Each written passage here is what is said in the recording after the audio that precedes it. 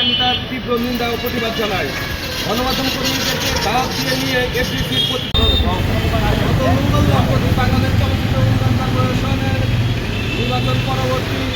এই বিচারের আওতায় আনতেই হবে যারা যারা এই ঘটনা ঘটিয়েছে এবং যে সাংবাদিক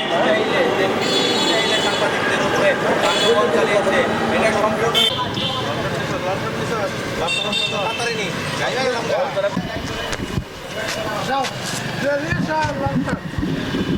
বন্ধুরা,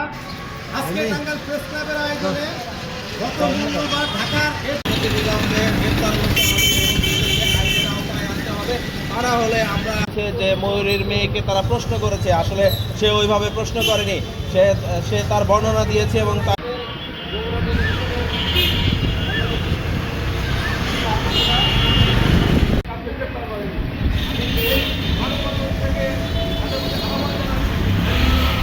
মিথ্যা অপবাদ দিয়েছে যে ময়ূরীর মেয়েকে তারা প্রশ্ন করেছে, আসলে সে ওইভাবে প্রশ্ন করেনি। তাকে যেভাবে নির্যাতন করা হয়েছে এবং সাংবাদিকদের যেভাবে হামলা করা অন্যায় কাজ করেছে তাদেরকে অনতিবিলম্বে গ্রেফতার করতে হবে এবং তাদেরকে আইনের আওতায় আনতে হবে।